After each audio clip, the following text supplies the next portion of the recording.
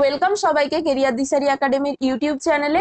আজকে তাহলে আমরা এই রেচন পদার্থ এবং তাদের নিষ্কাশন এই চ্যাপ্টার থেকে এমসিকিউ গুলো নিয়ে আলোচনা করব।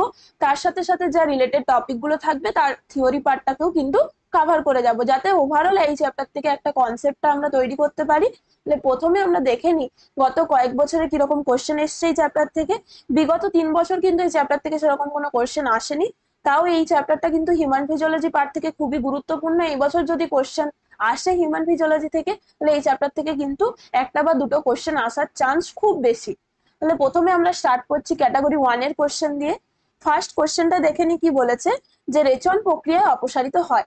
এই রেচন প্রক্রিয়া বা এক্সক্রিয়েশনের মাধ্যমে কি হয়, বিভিন্ন প্রাণীদের দেহ থেকে যে বিপাকীয় বর্জ্য পদার্থ বা মেটাবলিজমের ফলে যে ওয়েস্ট প্রোডাক্ট গুলো তৈরি হচ্ছে, সেগুলোকে কি করতে হয়, দেহের বাইরে বার করার যে পদ্ধতি তাকেই বলা হচ্ছে রেচন প্রক্রিয়া। তাহলে মেটাবলিজমের ফলে যেমন একদিকে কিছু উপকারী পদার্থ তৈরি হচ্ছে, যেমন আমরা দেখছি যে গ্লুকোজ মেটাবলিজমের ফলে যে এটিপি অণুর জেনারেশন হচ্ছে, সেগুলো কি হচ্ছে, এনার্জি প্রোভাইড করছে।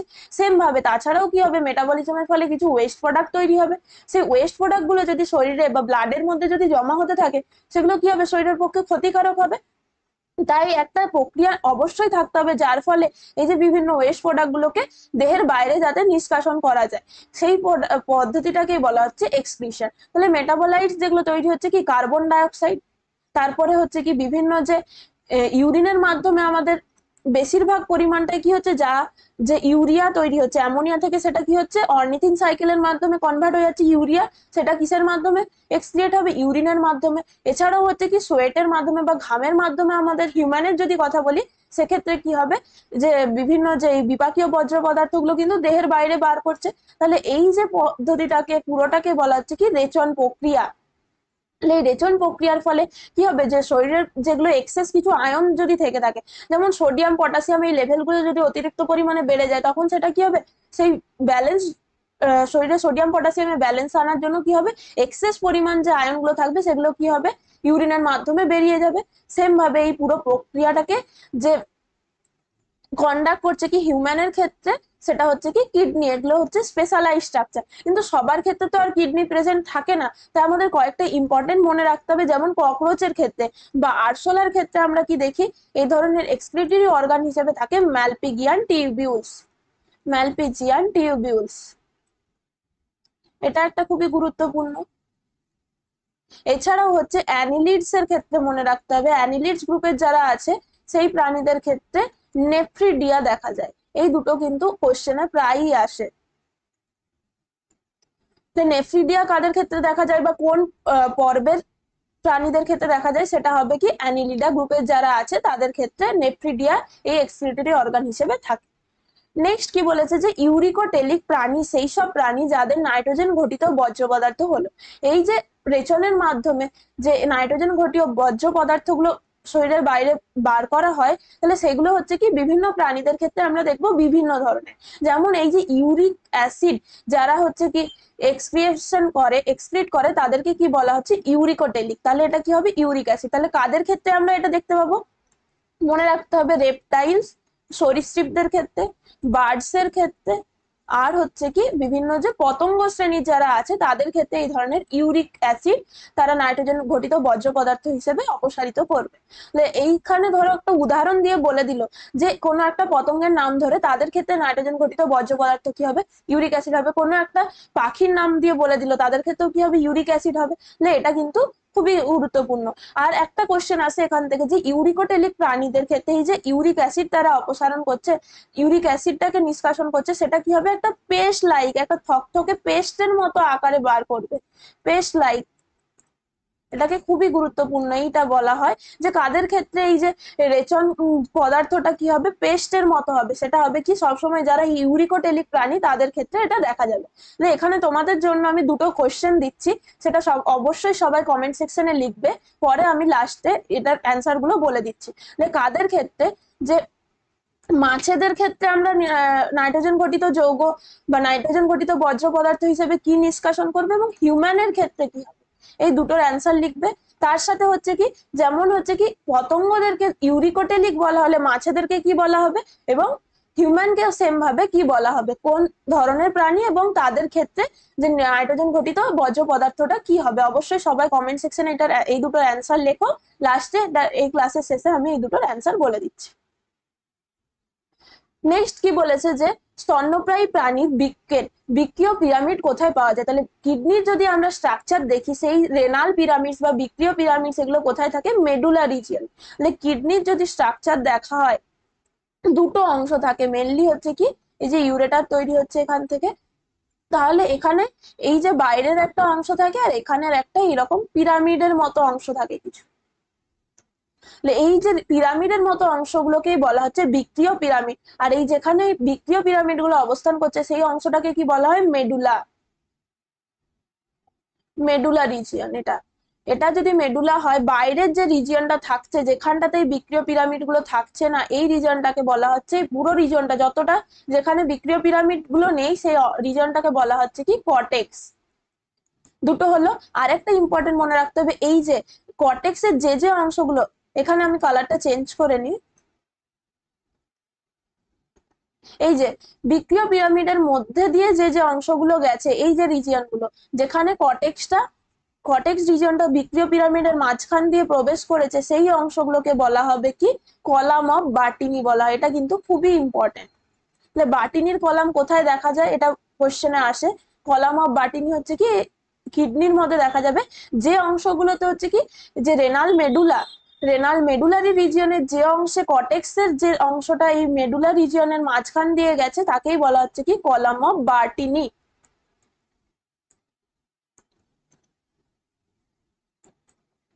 নেক্সট কোশ্চেন আমরা দেখে নিই। এখানে আমরা এই যে স্ট্রাকচারটা দেখতে পাচ্ছি, এই স্ট্রাকচারটা থেকে কিন্তু অনেকগুলো কোশ্চেন আমরা এখান থেকে দেখে নিতে পারবো। এই যে রিজিয়নটাকে বলা হচ্ছে যেখানে এই যে ইউরেটার, এটা হচ্ছে কি ইউরেটার বা মূত্র নালী, এই মূত্র নালী আর রেনাল ভেন এবং রেনাল আর্টারি বিভিন্ন নার্ভস গুলো যে অংশটাতে কিডনিতে প্রবেশ করে সেই রিজিয়নটাকে বলা হচ্ছে কি, মানে এই অংশটাকে বলা হবে কি, এটাকে বলা হচ্ছে হাইলাম রিজিয়ন।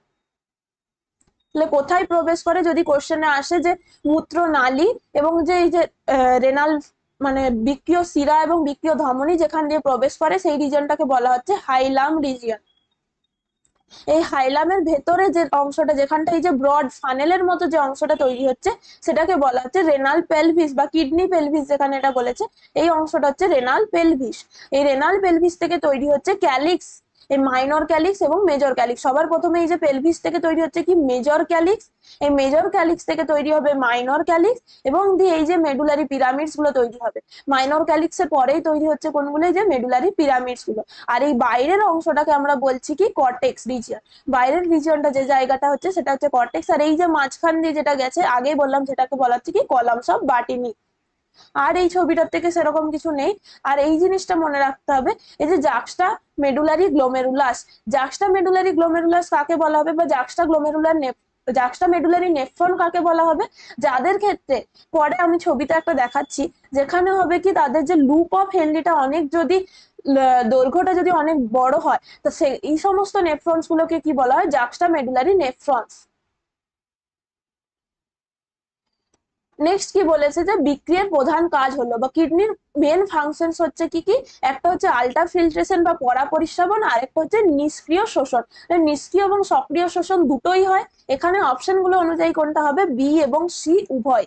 কেন হচ্ছে, এই যে বৃক্কের আমরা প্রধান কাজ, বৃক্কের মাধ্যমে কি হচ্ছে এই যে অ্যাফারেন্ট আর্টেরিয়লস দিয়ে আসছে গ্লোমেরুলাসে, দিয়ে সেখান থেকে এই ছবিটা দেখলে, হ্যাঁ এই ছবিটাতে ভালো বোঝা যাবে অ্যাফারেন্ট আর্টেরিয়ল দিয়ে কি হবে, ব্লাডটা আসছে কিডনির মধ্যে। মানে কিডনির যদি আমরা ফাংশনাল ইউনিট বলি সেটা হচ্ছে কি নেফ্রন। তাহলে নেফ্রনের মধ্যে একটা নেফ্রনের স্ট্রাকচারের মধ্যে আসছে কি এই পার্টগুলো।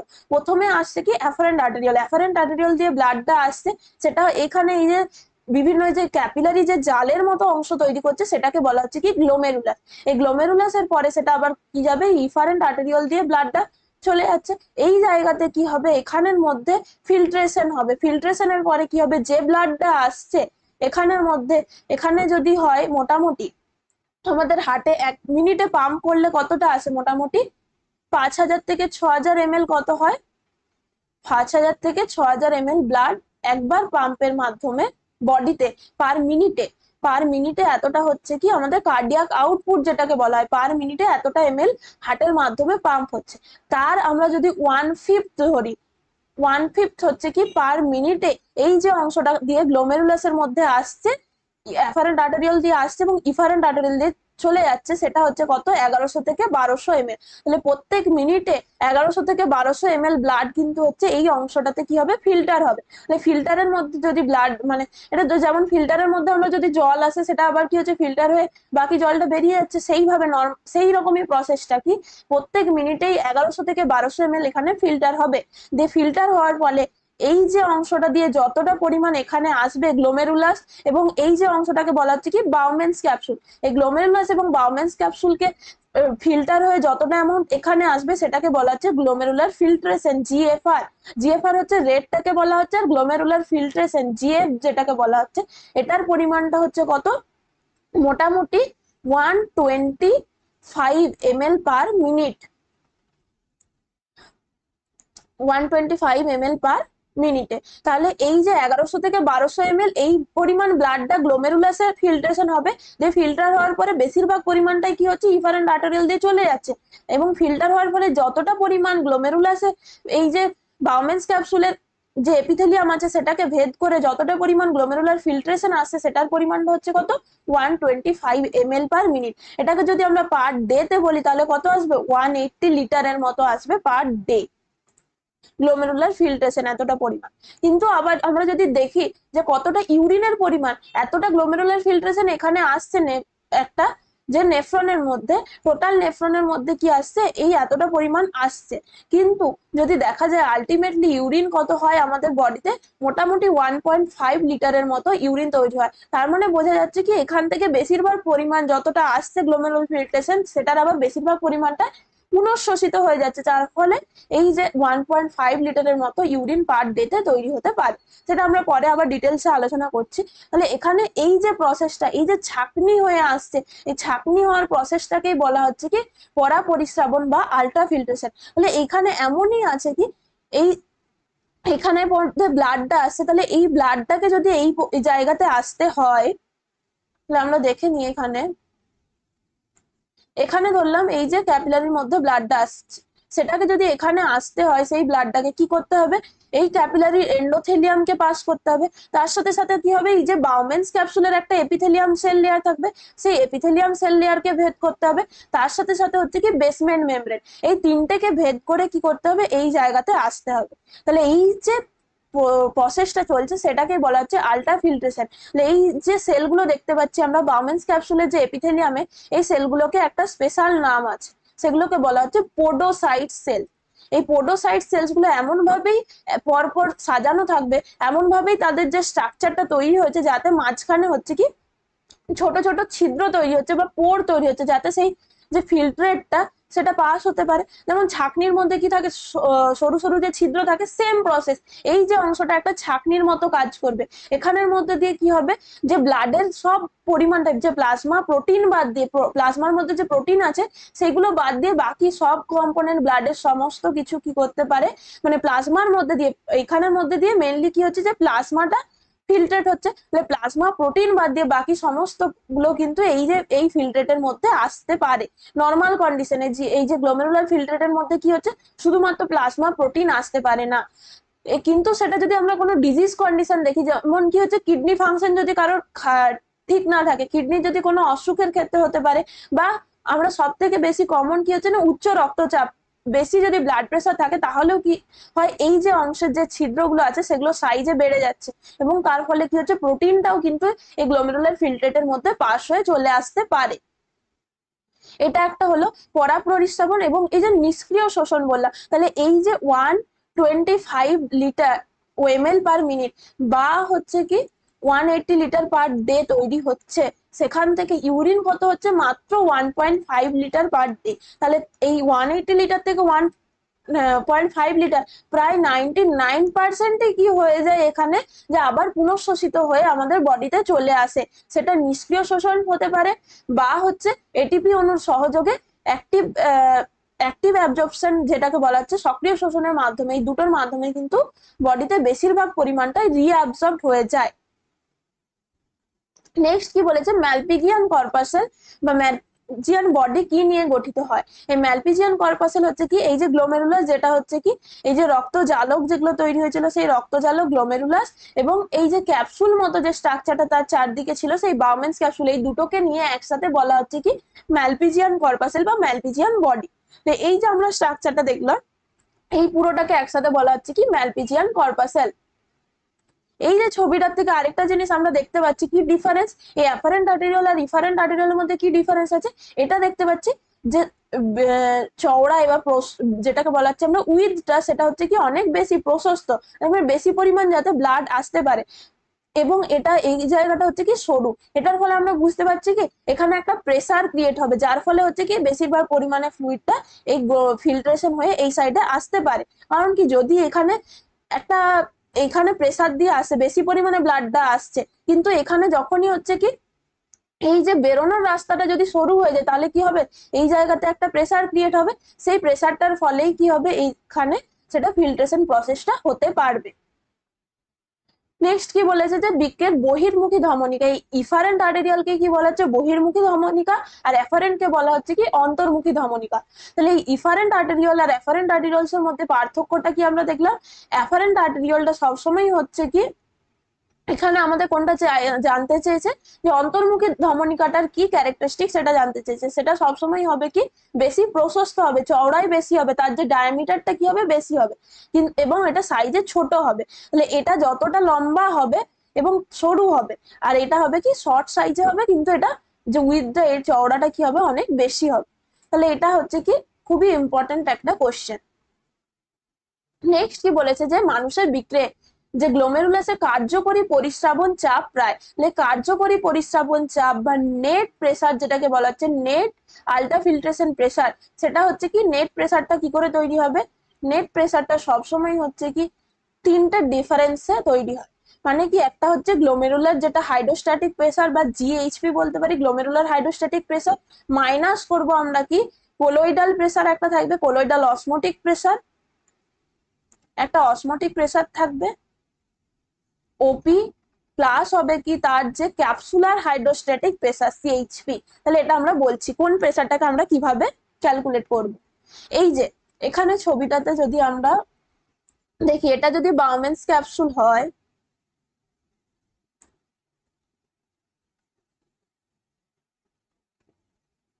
আর এখানে আসছে কি গ্লোমেরুলাস,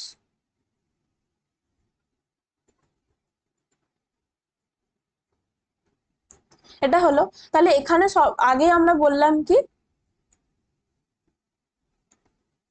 এর ফলে যেহেতু এটার হচ্ছে কি যে ডায়ামিটারটা কম হচ্ছে, তার ফলে হচ্ছে কি বেরোনোর রাস্তাতে যদি ব্লক হয়, রাস্তাটা যদি সরু হয়, তাহলে এখানে কি হবে একটা প্রেসার ক্রিয়েট হবে, যার ফলে এদিকে আসবে। এই যে প্রেসারটা তৈরি হচ্ছে সেটাকে বলা হচ্ছে গ্লোমেরুলার হাইড্রোস্ট্যাটিক প্রেসার। এই যে গ্লোমেরুলাসের মধ্যে যে পরিমাণ ব্লাডটা আছে সেটা কি হবে একটা হাইড্রোস্ট্যাটিক প্রেসার ক্রিয়েট করবে এদিকে, সেই প্রেসারটাকে বলা হচ্ছে জিএইচপি বা গ্লোমেরুলার হাইড্রোস্ট্যাটিক প্রেসার। এই প্রেসারটার পরিমাণ হচ্ছে কত 75 মতো। মাইনাস করব কি আমরা অসমোটিক প্রেসার আর ক্যাপসুলার হাইড্রোস্ট্যাটিক প্রেসারের সাথে। তাহলে এখানে অলরেডি যেটা ফ্লুইডটা এসছে, অলরেডি যেটা ফিল্ট্রেট হয়ে এসছে, সেই ফ্লুইডটা যেটা এখানে বাউমেন্স ক্যাপসুলের মধ্যে আছে, সে সেখানে কি হবে বিভিন্ন যে কোলয়েড গুলো আছে, বিভিন্ন যে মলিকুলস গুলো আছে, তারা কি করবে একটা অসমোটিক প্রেসার ক্রিয়েট করবে উল্টো সাইডে, যাতে হচ্ছে কি এই সাইডে আর ফ্লুইডটা না আসতে পারে। সেই যে অপোজিট প্রেসারটা সেটা হচ্ছে কি যেটা হচ্ছে ফ্লুইডের বিভিন্ন যে কোলয়েড মলিকুলস গুলো আছে তারা যে প্রেসারটা ক্রিয়েট করছে, that is the colloidal osmotic pressure.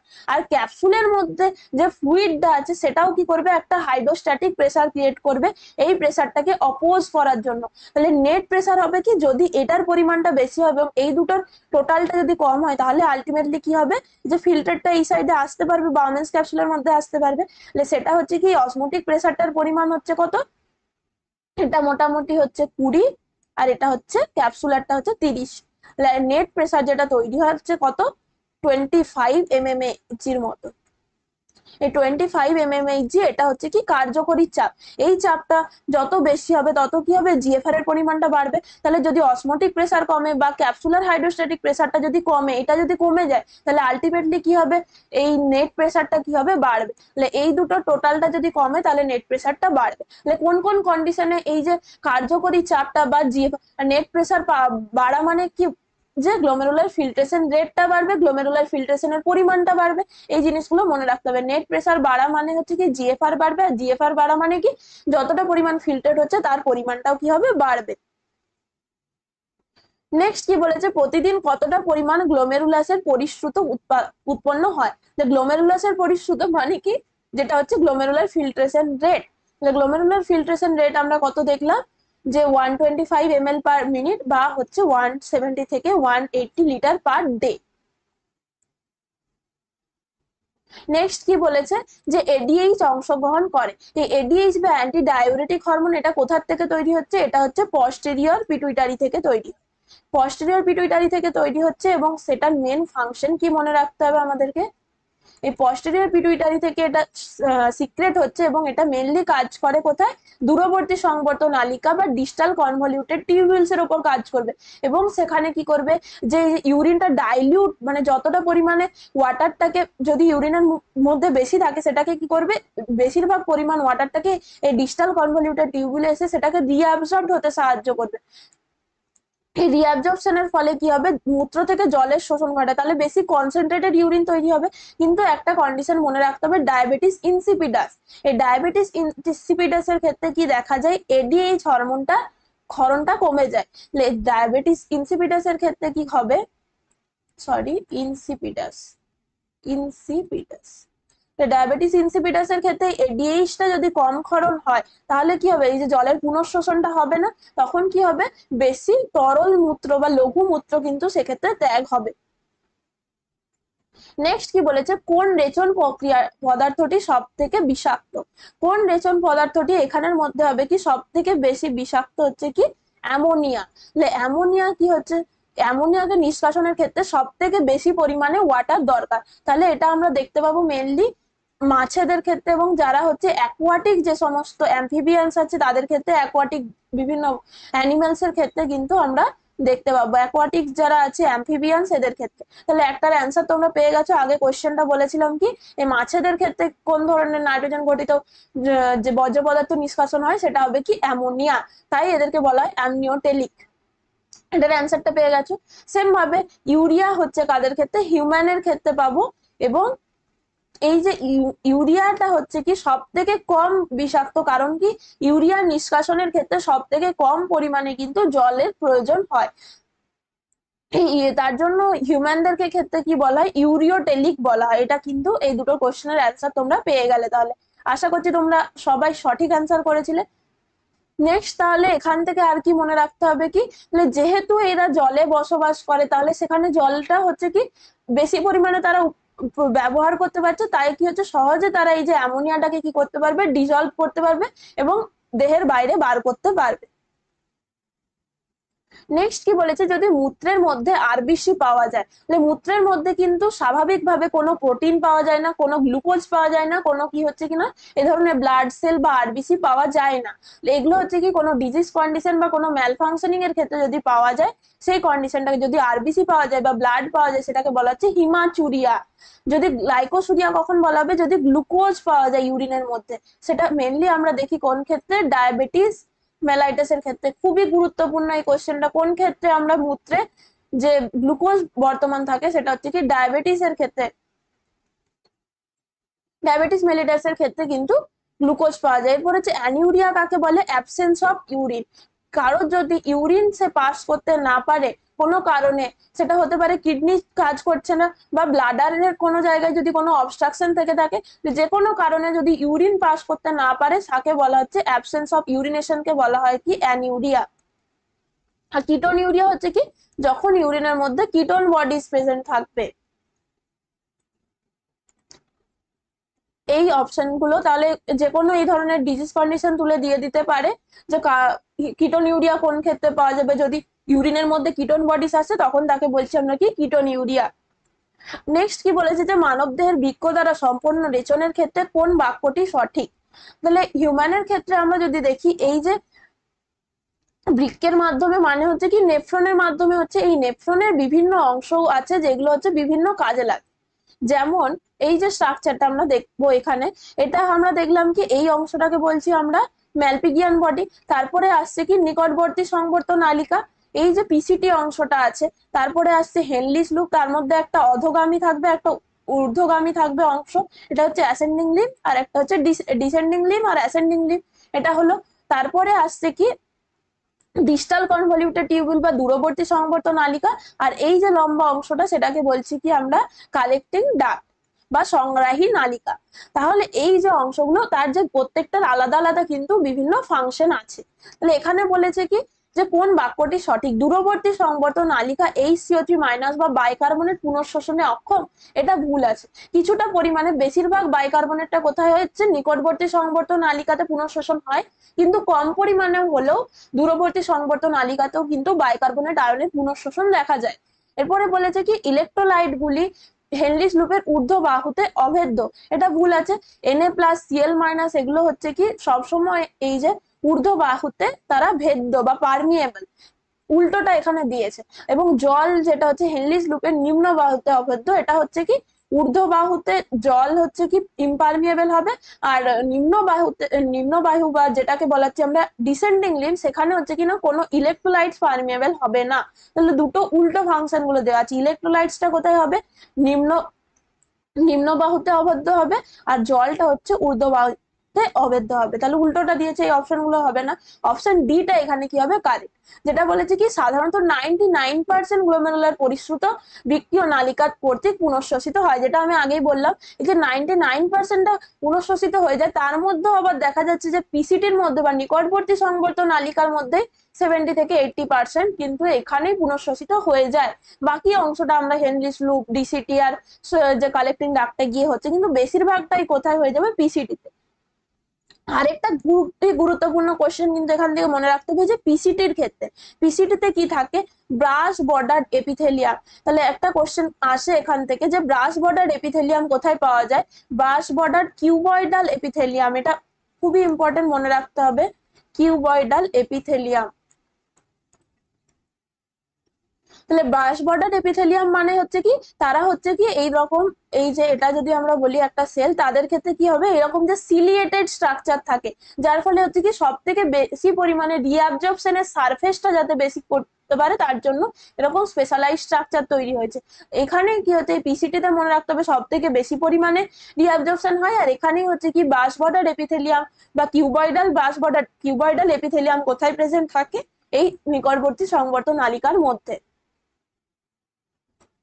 এই যে অংশগুলোতে আমরা দেখতে পাচ্ছি এখানে কি, এই যে পিসিটির মধ্যে কি হবে, HCO3- এখানে বেশি পরিমাণ হচ্ছে, তাছাড়াও বিভিন্ন NaCl, বিভিন্ন নিউট্রিয়েন্ট, সমস্ত কিছুই কিন্তু এই যে পরিমাণটা, এখানেও জলের বেশিরভাগ পরিমাণটাই কি রিঅ্যাবসর্ব হয়ে যাবে এই জায়গাতে। আর কিছু কিছু সিক্রেট হয় যেগুলো হচ্ছে কি কম পরিমাণে H+ আর NH3 অ্যামোনিয়া এই জায়গাতে হচ্ছে কি ইন্টারস্টিশিয়াল ফ্লুইড থেকে এই পিসিটির মধ্যে আসবে। তাহলে মেনলি এই যে রেচন প্রক্রিয়া বেশিরভাগটাই হচ্ছে কি রিঅ্যাবসর্ব হয়ে যায় বডিতে, এবং কিছু যেগুলো বডির পক্ষে ক্ষতিকারক সেগুলো কিন্তু এই যে পিসিটি, ডিসিটি, এই ডিসিটিতে কিন্তু সিক্রেট হয়, যাতে সেগুলো ইউরিনের মাধ্যমে বডির বাইরে চলে যায়। ইন্টারস্টিশিয়াল ফ্লুইড থেকে কি আসছে, H+ আর অ্যামোনিয়া কিছুটা পরিমাণে এখানে কি হবে, এই পিসিটির মধ্যে আসবে। আর বেশিরভাগ পরিমাণটাই পিসিটি থেকে, বেশিরভাগ এসেন্সিয়াল নিউট্রিয়েন্টস, গ্লুকোজ থাকবে, তার মধ্যে বাইকার্বনেট থাকবে, NaCl আয়ন্স থাকবে, ওয়াটার বেশিরভাগ পরিমাণটা এখানে রিঅ্যাবজর্ব হয়ে যাবে। এর ফলে হচ্ছে কি এই যে ডিসেন্ডিং লিম্বে permeable to water but impermeable to any kind of ion, সেটা NaCl যে কোনো আয়নের, শুধুমাত্র এখানে কি হচ্ছে, এই যে ডিসেন্ডিং লিম্বে ওয়াটার রিঅ্যাবজর্ব হতে পারে। সেম ভাবে অ্যাসেন্ডিং লিম্বে কিন্তু কোনোভাবে ওয়াটার আর রিঅ্যাবজর্ব হতে পারে না, এখানে অ্যাক্টিভ প্রসেসে NaCl, Na+Cl- এই জায়গাতে কিন্তু রিঅ্যাবজর্বড হয়ে যায় বডিতে। আর কিছুটা পরিমাণে ইউরিয়া কিন্তু এই অ্যাসেন্ডিং লিম্বের মধ্যে প্রবেশ করে, সেটা হচ্ছে কোথা থেকে, কালেক্টিং ডাক্ট থেকে। এখানের মধ্যে বিভিন্ন আরেকটা মনে রাখতে হবে ইম্পর্টেন্ট, যেটা হচ্ছে ভাষা রেক্টা। এই ভাষা রেক্টাটা কোথায় থাকবে, ভাষার একটাটা হচ্ছে কি একটা ক্যাপিলারি, যেটা হচ্ছে কি এই যে পিসিটি ডিসিটি এই জায়গাগুলোতে কি থাকবে, কাভার করে থাকবে। এবং হেনলিস লুপ, পিসিটি এবং হেনলিস লুপ এই যে অংশগুলোকে, এই যে যে নালিকাগুলো আছে তার সাথে কি থাকবে, সমান্তরালে থাকবে এই ভাষার একটা, যেটা কি করবে এই যে বিভিন্ন এক্সচেঞ্জ গুলো, তাহলে এখান থেকে যেগুলো রিঅ্যাবজর্বড হয়ে যাচ্ছে পিসিটি থেকে, সেগুলো কোথায় যেতে হবে, বডিতে যেতে হবে। তাহলে বডির মধ্যে কিভাবে যাবে, এই যে ব্লাড ক্যাপিলারি ভাষার একটার মাধ্যমে এগুলোর কি হবে, আদান প্রদান হবে। সেটা হচ্ছে কি প্যারালাল থাকবে এই ক্যাপিলারিস গুলো, এই যে নালিকাগুলো আছে তার সাথে কি থাকবে, প্যারালালে থাকবে ভাষার একটা, এটা হচ্ছে ব্লাড ক্যাপিলারিস, যেখানের মধ্যে এই যে নিউট্রিয়েন্টস গুলো এসেন্সিয়াল যা আছে সেগুলোর যে এক্সচেঞ্জ হচ্ছে, বিভিন্ন আয়ন ওয়াটারের এক্সচেঞ্জ হচ্ছে, রিঅ্যাবজর্পশন হচ্ছে, সেগুলো কোথায় যাবে, এই ভাষার একটার মাধ্যমে দিয়ে সেটা ব্লাডে হয়ে বডিতে সার্কুলেট হবে। সেম ভাবে সেটা যদি আমরা ডিসিটি তে চলে যাই, ডিসিটি তে কম পরিমাণে NaCl ও এখানে রিঅ্যাবজর্ব হচ্ছে। এই যে ADH এর ফাংশনের জন্য এখানে কি হবে, ডিস্টাল কনভলিউটেড টিউবুলে H2 অনেকটা পরিমাণে আবার পুনঃশোষিত হবে, তাছাড়াও কিছুটা পরিমাণে বাইকার্বনেট হবে। আর একটা মেন ফাংশন হচ্ছে কি এখানে সিক্রেট হবে কি K+। তাহলে শরীরের যে আমাদের বডিতে যে এক্সেস যে পটাশিয়াম আয়ন গুলো ছিল সেগুলোকে বডিতে এক্সক্রিয়েট করার জন্য এই যে ডিসিটি তে কি হবে, ডিসিটির মধ্যে সিক্রেট হবে কি পটাশিয়াম আয়নস গুলো, কিছুটা পরিমাণে H+, এগুলো কি হবে ডিসিটির মাধ্যমে দিয়ে কালেক্ট, ইউরিনের মাধ্যমে যাতে সেগুলোকে এক্সক্রিয়েট করা যায়। আর কালেক্টিং ডাক্টে এসে সেগুলো কি হবে এখানে কালেক্ট হবে, ইউরিনটা দিয়ে কালেক্টিং ডাক্ট থেকে এবারে আস্তে আস্তে কোথায় একসাথে চলে যাবে, এটা রেনাল পেলভিস হয়ে হাইলামে যে ইউরেটারের মাধ্যমে যাবে, কোথায় ব্লাডারে কালেক্ট হবে। নেফ্রন্স থেকে কোথায় কালেক্ট হবে, আলটিমেটলি এই কালেক্টিং ডাক্টে। আবার কালেক্টিং ডাক্টেও কিছুটা পরিমাণে আলটিমেট যেটা এখানে যতটা কনসেন্ট্রেশন ছিল সেখান থেকে এখানে যখন কালেক্টিং ডাক্টে এলো হাইলি কনসেন্ট্রেটেড ইউরিন হচ্ছে, তারপরেও কিছুটা পরিমাণে H2 কিন্তু এখান থেকেও পুনঃশোষিত হচ্ছে। আরেকটা জিনিস এখানে মনে রাখতে হবে, এই যে অংশটা দেখতে পাচ্ছি আমরা, এই অংশটা হচ্ছে কি এখানে লাইনটা খুব ভালোভাবে বোঝা যাচ্ছে না, এই যে এই দাগটা যদি আমরা একটা দিই, এটা এর যে ওপরের পার্টটা এটা হচ্ছে কর্টেক্স, আর এটা হচ্ছে কি মেডুলা রিজিয়ন। এটা হচ্ছে মেডুলাকে আবার দুটো ভাগ করা হয়েছে, ইনার মেডুলা আর একটা হচ্ছে আউটার মেডুলা। তাহলে এই ছবিটার থেকে আমরা কি বুঝতে পারছি, যে বেশিরভাগ অংশটা একটা নেফ্রনের বেশিরভাগ অংশ যেটা হচ্ছে এই যে ম্যালপিগিয়ান বডি, পিসিটি ডিসিটি কালেক্টিং ডাক্টের কিছুটা পার্ট, সেগুলো কোথায় থাকছে, পুরোটা হচ্ছে এই যে কিডনির যে বাইরের অংশটা ছিল কর্টেক্স রিজিয়নটাতে থাকছে। শুধুমাত্র হচ্ছে কি এই যে মেডুলা রিজিয়নে কোনখানটা থাকছে, লুপ অফ হেনলিটা পুরোটা, আর হচ্ছে কি কালেক্টিং ডাক্টের কিছুটা পার্ট এই মেডুলা রিজিয়নে থাকে। তাহলে এখান থেকে দুটো কোশ্চেন মনে রাখতে হবে, একটা হচ্ছে কর্টিক্যাল নেফ্রন আর একটা হচ্ছে জাক্সটা মেডুলারি নেফ্রন। যে কর্টিক্যাল নেফ্রন কাদেরকে বলা হবে, যাদের ক্ষেত্রে আমরা যদি দেখি এই যে হেনলিস লুপটা যাদের ক্ষেত্রে খুবই ছোট, মানে এইটুকু পরিমাণ ধরলাম যে তাদের হেনলিস লুপটা আছে, যাদের ক্ষেত্রে হেনলিস লুপটা যদি সাইজে শর্ট হয় তাহলে বেশিরভাগটাই কোথায় থাকছে, কর্টেক্সে থাকছে, সেই সমস্ত নেফ্রন গুলোকে বলবো আমরা কর্টিক্যাল নেফ্রন। আর যাদের ক্ষেত্রে এই যে ছবিটার মতো আছে যেখানে হচ্ছে কি হেনলিস লুপটা খুবই অনেকটা লম্বা এবং বেশিরভাগ মেডুলার রিজিয়নটাকে নিয়ে আছে, তাদেরকে বলা হবে জাক্সটা মেডুলারি নেফ্রনস। এই দুটো জিনিস মনে রাখতে হবে। তাহলে এই কোয়েশ্চেনটা হয়ে গেল। নেক্সট আমরা দেখবো কি বলেছে, মূত্রের পরিমাণ যার দ্বারা নিয়ন্ত্রিত হয় তা হলো, একটা হলো কি আমরা দেখলাম ADH এর দ্বারা হচ্ছে, কারণ কি মূত্রের পরিমাণটা হচ্ছে কি যতটা পরিমাণ ওয়াটারটা যদি বেশি পরিমাণে রিঅ্যাবজর্ব হয়ে যায় তাহলে মূত্রের পরিমাণটা কম হবে, আর যদি ADH না ফাংশন করতে পারে তাহলে কি হবে, বেশি পরিমাণে মূত্র ত্যাগ করবে, যেটা হচ্ছে বহুমূত্র রোগ বা ডায়াবেটিস ইনসিপিটাসের ক্ষেত্রে আমরা দেখছি। সেম ভাবে আরেকটা হরমোনাল রেগুলেশন কিন্তু এখানে কাজ করে, সেটা হচ্ছে কি রেনিন অ্যানজিওটেনসিন অ্যালডোস্টেরন সিস্টেম বা রাস সিস্টেম বলা হয়, রাস মেকানিজম বা RAS system, renin angiotensin aldosterone system. এই রাস মেকানিজমে কি হবে, এখানে যদি জিএফআরটা কমে যায়, গ্লোমেরুলার ফিল্ট্রেশনটা যদি কম আসে তখন কি হবে, রেনিন অ্যাক্টিভেট হবে। এই রেনিনটা কোথা থেকে আসবে, জেজি সেল থেকে সিক্রেট হবে। কিডনির মধ্যে থাকছে যে ডিসিটি দূরবর্তী সংবর্ত নালিকা, আর ওই যে অন্তর্মুখী যে ধমনিকা আছে সেখানে এই যে জেজি সেলস আছে, জাক্সটা গ্লোমেরুলার সেলস, সেই জাক্সটা গ্লোমেরুলার সেলস গুলো থেকে কি তৈরি হবে, তখন রেনিন সিক্রেট হবে। এই রেনিন কি করবে, রেনিনের পরিমাণটা যখন বাড়বে, রেনিন কি করে ব্লাডের মধ্যে থাকা অ্যানজিওটেনসিনোজেনকে অ্যানজিওটেনসিন 1 তৈরি করবে, অ্যানজিওটেনসিনোজেন, অ্যানজিওটেনসিনোজেনকে অ্যানজিওটেনসিন 1 তৈরি করবে, অ্যানজিওটেনসিন 1 দিয়ে সেখান থেকে সেটা তৈরি হবে অ্যানজিওটেনসিন 2, এই অ্যাঞ্জিওটেনসিন 2 টা হচ্ছে কি একটা খুবই কার্যকরী ভেসোকনস্ট্রিক্টর। তাহলে যখনই এই যে জিএফআর টা কমলো, রেনিন কি সিক্রেট হচ্ছে, রেনিন কি করবে, অ্যাঞ্জিওটেনসিনোজেনকে অ্যাঞ্জিওটেনসিন 1 সেখান থেকে অ্যাঞ্জিওটেনসিন 2 তে কনভার্ট করবে। এটা হচ্ছে একটা কার্যকরী ভেসোকনস্ট্রিক্টর, মানে কি হচ্ছে এই যে অন্তর্মুখী ধমনিকাটাতে প্রেসার ক্রিয়েট করবে, যার ফলে কি যদি আমরা পাইপের মুখে যদি প্রেসার ক্রিয়েট করি তাহলে হচ্ছে কি ফ্লোটা যেমন জোরে হয়, ফ্লোটা বেশি হয়, সেম কাজটা হবে। তাহলে অ্যাঞ্জিওটেনসিন 2 টা যখন ভেসো কনস্ট্রিক্টেড করবে ওই জায়গাতে যেখানে হচ্ছে কি অন্তর্মুখী ধমনিকাটাতে যদি প্রেসার ক্রিয়েট করে, তখন ওখানে কি হবে, জিএফআর টা বাড়বে, গ্লোমেরুলাসের মধ্যে প্রেসারটা বাড়বে। আগেই আমরা বলেছি যত নেট প্রেসার বাড়বে তত কি হবে, ফিল্ট্রেশনের পরিমাণটা বাড়বে, রেটটা বাড়বে। তাহলে এইভাবে কাজ করলো, রেটটাকে বাড়ালো। এছাড়াও কি করবে, এই যে অ্যাঞ্জিওটেনসিন 2 সে কি করবে, অ্যাড্রিনাল কর্টেক্স থেকে, অ্যাড্রিনাল গ্ল্যান্ড থেকে কি করবে, এই অ্যালডোস্টেরনের সিক্রেশন ঘটাবে। অ্যালডোস্টেরনের ফাংশন কি করবে, এটা কোথা থেকে হবে, অ্যাড্রিনাল গ্ল্যান্ড থেকে।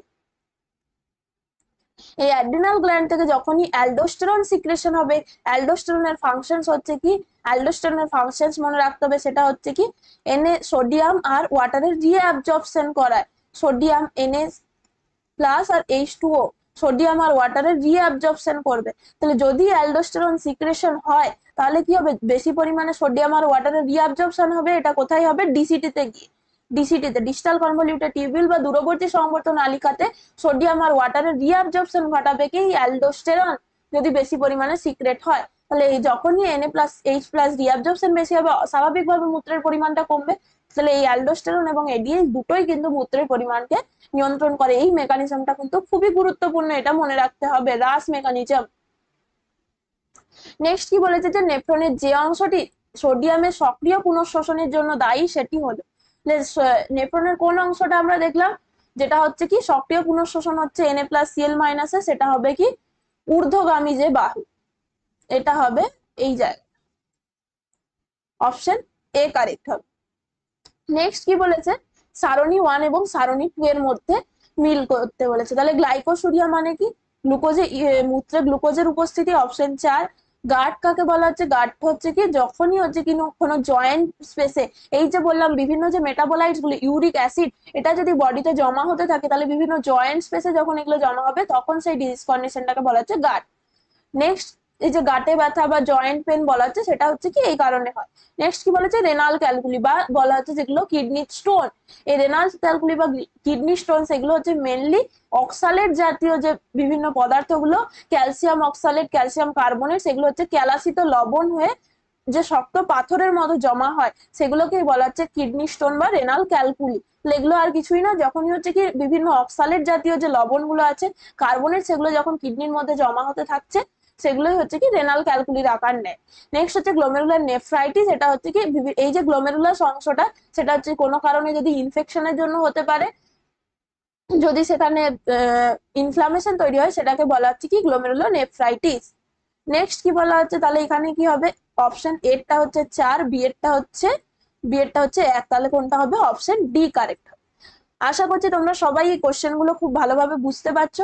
কারো যদি কোনো জায়গায় কোশ্চেন ডাউট থেকে থাকে অবশ্যই জিজ্ঞাসা করবে, এবং তোমরা অবশ্যই সামনেই এক্সাম চলে আসছে, ভালোভাবে প্র্যাকটিস করতে থাকো এবং চ্যাপ্টার গুলো সম্বন্ধে বেসিক কনসেপ্ট গুলোকে ক্লিয়ার করবে, আর বেশি বেশি করে কোশ্চেন প্র্যাকটিস করবে। এটাই কিন্তু হচ্ছে জেনপাস এক্সাম ক্লিয়ার করতে গেলে যত হচ্ছে বিভিন্ন যে যতগুলো চ্যাপ্টার আছে তার যদি বেসিক ক্লিয়ার থাকে, অবশ্যই তুমি সেই কোশ্চেনটাকে অ্যাটেম্প করতে পারবে। এবং যা বই তোমাদের কাছে আছে, সেটা ছায়া প্রকাশনী হোক বা যে কোনো 11-12 যে প্র্যাকটিস বই পড়েছো, বা এই জেনপাসের জন্য যে প্র্যাকটিস সেটের বই আছে, সেখান থেকে কিন্তু বেশি বেশি পরিমাণে তোমাদেরকে ডেইলি কোশ্চেন প্র্যাকটিস করে যেতে হবে। নেক্সট আমরা তাহলে ক্যাটাগরি 2 এর কোশ্চেন গুলো নিয়ে আলোচনা করব, যেটা বলেছে কি কোন কোন কার্য বৃক্ক দ্বারা ঘটে। কিডনির ফাংশন কি কি, একটা হচ্ছে আমরা দেখলাম কি এই যে বিভিন্ন অভিস্রবণীয় ঘনত্ব নিয়ন্ত্রণ করে, বা অসমোলারিটি, অসমোলারিটি কিভাবে নিয়ন্ত্রণ করবে, যে বিভিন্ন ওয়াটার বা আয়ন এগুলোকে কি করছে, বেশি পরিমাণে হলে সেগুলোকে দেহের বাইরে বার করে দিচ্ছে, বা এই যে দেহের মধ্যে যে সোডিয়াম, পটাশিয়াম, বাইকার্বনেট, ওয়াটার, এগুলোর মধ্যে কি করছে, একটা যে অভিস্রবণ বা অসমোটিক যে একটা ব্যালেন্স, অসমোটিক প্রেসারটাকে ব্যালেন্স করছে এবং অসমোলারিটিকে মেনটেন করতে হেল্প করে। এই প্রক্রিয়াটা হচ্ছে কি কাজ করছে কি মেনলি কিডনির দ্বারা।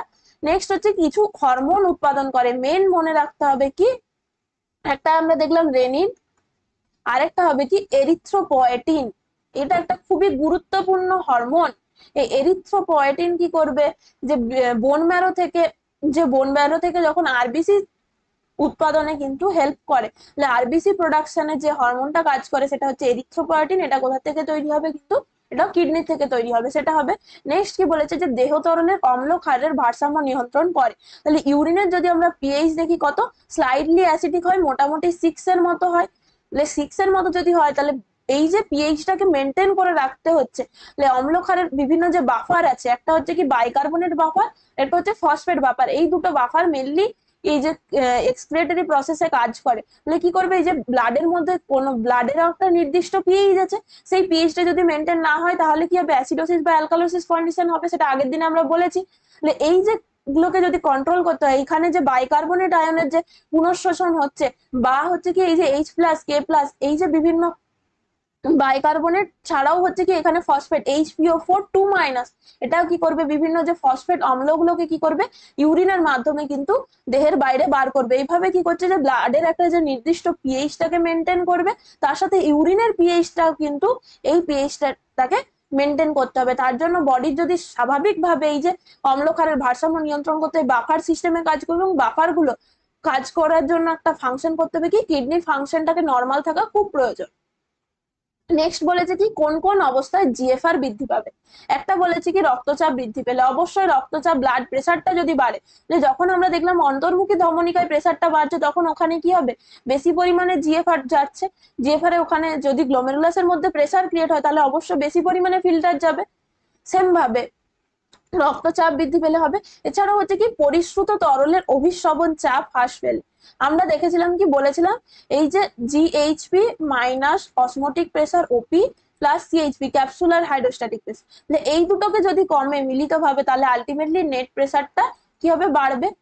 তাহলে এখানে বলেছে কি পরিশ্রুত তরল, মানে কি এই যে বাউমেন্স ক্যাপসুলের মধ্যে যে ফিল্ট্রেশনটা আসছে, তার মধ্যে যা কোলয়েড থাকবে, সেইখানে যে পার্টিকেলস গুলো থাকছে, তার যে অভিস্রবণ চাপটা, এই যে অসমোটিক প্রেসারটা যদি কমে যায়, তাহলে মাইনাসটা যত কম হবে, তত কি হবে, এই প্রেসারটা বাড়বে। আর এই নেট প্রেসার বাড়া মানে কি জিএফআর বাড়বে। এছাড়াও হচ্ছে কি পরিশ্রুত তরলের উদস্থৈতিক চাপ, এই যে ক্যাপসুলার হাইড্রোস্ট্যাটিক প্রেসারটাও যদি কমে যায় ওখানে, তাহলে কি হবে, এখানে নেট প্রেসারটা বাড়বে। তাহলে অপশন কোনটা কোনটা হবে, বি, সি আর ডি।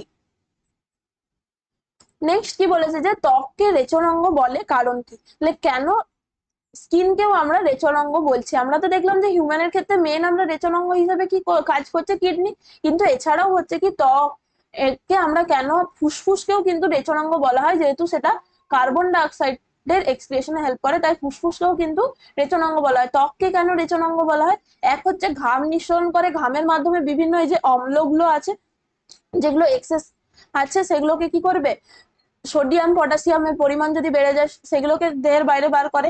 এছাড়াও এক্সেস যে ওয়াটারটাও কিন্তু ঘামের মাধ্যমে বেরোচ্ছে বডি থেকে। বিভিন্ন যে ল্যাকটেট কিন্তু নির্গত হয় ঘামের মাধ্যমে, কিছুটা পরিমাণে হলেও কিন্তু ল্যাকটেট নির্গত হয়। মেনলিটাই হচ্ছে কিন্তু কিডনির মাধ্যমে হয়, কিন্তু কিছুটা পরিমাণে ঘামের মাধ্যমেও নিঃসরণ হয়। এছাড়া হচ্ছে সিবামের দ্বারা। তাহলে ত্বকের মধ্যে দুটো গ্ল্যান্ড মনে রাখতে হবে, একটা হচ্ছে সোয়েট গ্ল্যান্ড বা ঘর্মগ্রন্থি, আর একটা হচ্ছে সিবেসিয়াস গ্ল্যান্ড। এই দুটো ধরনের গ্ল্যান্ড কিন্তু প্রেজেন্ট থাকে। সিবেসিয়াস গ্ল্যান্ড, সিবেসিয়াস গ্ল্যান্ড কি ক্ষরণ করে, সিবাম। এই সিবামের মধ্যে বিভিন্ন ধরনের স্টেরল থাকে, হাইড্রোকার্বন থাকে, এই কোলেস্ট্রল, এগুলো কিন্তু হবে কি সিবেসিয়াস গ্ল্যান্ডের মাধ্যমে নির্গত হতে পারে। তাহলে যে কোনো আমাদের বডির যে রেচন পদার্থগুলো থাকছে, বর্জ্য পদার্থ থাকছে, সেগুলোকে দেহের বাইরে বার করা, সেটাই হচ্ছে রেচন প্রক্রিয়া। তাহলে ত্বক বা স্কিন আমাদের সব থেকে বডির হচ্ছে কি সব থেকে যে লং অর্গান বা লার্জেস্ট অর্গান হচ্ছে কি স্কিন। সেই লার্জেস্ট অর্গান রেচনাঙ্গ হিসেবে একটা গুরুত্বপূর্ণ ভূমিকা পালন করে। তাই হচ্ছে কি এই যে ঘাম এবং মানে মেনলি সোয়েট গ্ল্যান্ড এবং সিবেসিয়াস গ্ল্যান্ডের মাধ্যমে যে তারা যে এক্সক্রিয়েটরি প্রোডাক্ট গুলোকে বাইরে বার করছে, তাই এখানে এই যে অপশন তিনটে কিন্তু এখানে B, A, B, C correct. তোমাদের জন্য একটা কোশ্চেন থাকছে, breast is a modified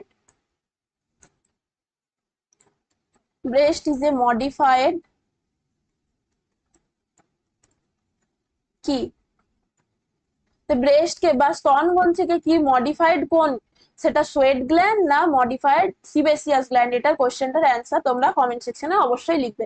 breast is a modified sweat gland আর মডিফাইড সিবেসিয়াস গ্ল্যান্ড। নেক্সট কি বলেছে যে বৃক্কের বাফার কোনগুলি, বললামই একটা হচ্ছে কি বাইকার্বনেট বাফার। এই যে বাইকার্বনেট বাফার এই CO3 গুলোকে কি করছে, পুনঃশোষণের মাধ্যমে কি করছে, যে বাইকার্বনেটের একটা নির্দিষ্ট, যদি আমাদের বডিতে অ্যাসিডোসিস কন্ডিশন তৈরি হয় তখন কি করবে, এই CO3 বেশি পরিমাণে পুনঃশোষণ করবে, যাতে যে অ্যাসিডোসিস কন্ডিশনটার থেকে বাইকার্বনেটের ফলে কি হবে, সেটা পিএইচটাকে বাড়ানোর চেষ্টা করবে, ব্লাডের যে পিএইচটাকে কি করবে, বাড়াবে। বাইকার্বনেটের পরিমাণটা বাড়লে সেম ভাবে যদি বডিতে অ্যালকালোসিস কন্ডিশন থাকে তখন কি করবে, এই CO3 বেশি পরিমাণে ইউরিনের সাথে এক্সক্রিয়েট করবে। এইভাবে বাফার সিস্টেমটাকে কিন্তু মেনটেন করে। এছাড়াও হচ্ছে ফসফেট বাফার, HPO4 2-, এটাও কি করবে, সেম ভাবে এই যে ফসফেটের বিভিন্ন যে অম্লগুলো থাকবে সেগুলোকে ইউরিনের মাধ্যমে বাইরে বার করবে। তার ফলে হচ্ছে কি বডির যে ফসফেটের মাত্রাটাকে কিন্তু কি করবে, নর্মাল লেভেলে মেনটেন করবে। নেক্সট কি বলেছে, ডায়াবেটিস ইনসিপিটাসের লক্ষণগুলি কি কি। তাহলে ডায়াবেটিস ইনসিপিটাসের ক্ষেত্রে আমরা কি দেখলাম, এডিএইচ এর কম ক্ষরণের ফলে হয়। তাহলে এডিএইচ এর কম ক্ষরণের ফলে যদি হয়, লঘুমূত্র নির্গমন করবে, যেহেতু হচ্ছে কি ওয়াটার রিঅবজর্পশন করতে পারছে না। আর যত বেশি পরিমাণে মূত্র নির্গমন করবে তত কি হবে, সেটা হবে কি, তত বেশি পরিমাণে কি হবে, জল তেষ্টা পাবে, সেটাকেই বলা হচ্ছে পলিডিপসিয়া। তত বেশি পরিমাণে যত জলের তেষ্টা বাড়বে সেটাকে বলা হচ্ছে কন্ডিশনটাকে পলিডিপসিয়া। কি কি কন্ডিশন দেখা যাবে, পলিউরিয়া, বহুমূত্র দেখা যাবে, বারবার ইউরিন ত্যাগ করার একটা প্রবণতা বাড়বে, পলিডিপসিয়া, বেশি পরিমাণে জল তেষ্টা পাবে, যত শরীর থেকে জল ইউরিনের মাধ্যমে বেরিয়ে যাবে তত বেশি জল তেষ্টা পাবে। আর বেশি পরিমাণে যদি শরীর থেকে ওয়াটারটা বেরিয়ে যায় তখন আমাদের বডিতে কি তৈরি হয়, ডিহাইড্রেশন তৈরি হয়, ওয়াটারের কমতি দেখা যায়। তার ফলে এই যে তিনটে কন্ডিশন কিন্তু ডায়াবেটিস ইনসিপিটাসের ক্ষেত্রে দেখা যাবে, বি, সি আর ডি। তাহলে আশা করছি তোমাদের সবার এই কোশ্চেন গুলো ক্লিয়ার হয়েছে। এই চ্যাপ্টার থেকে ম্যাক্সিমাম কোশ্চেন নিয়ে আমরা আলোচনা করার চেষ্টা করলাম এবং সব যে ইম্পর্টেন্ট যা থিওরি পার্টটা আছে সেটাকেও কভার করার চেষ্টা করলাম। থ্যাংক ইউ সবাইকে। কারোর কোনো ডাউট থাকলে অবশ্যই বললাম কমেন্ট সেকশনে জানাবে, এবং তোমাদের কোনো যদি কোশ্চেন জিজ্ঞাসা থাকে সেগুলোও কিন্তু কমেন্ট সেকশনে লিখবে, আমি আনসার দিয়ে দেবো। আশা করছি সবাই বুঝতে পেরেছো সবগুলো। থ্যাংক ইউ সবাইকে, এবং পরবর্তী ভিডিওতে আমরা আবার নেক্সট একটা ইম্পর্টেন্ট চ্যাপ্টার নিয়ে আলোচনা করব।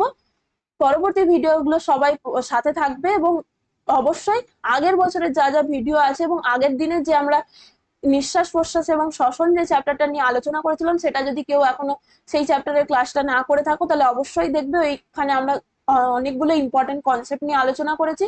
আশা করছি তোমাদের সবার ইউনিভার্সিটির প্রিপারেশন খুব ভালো চলছে এবং এভাবেই তোমরা সবাই পড়াশোনা করতে থাকো। Best of luck everyone.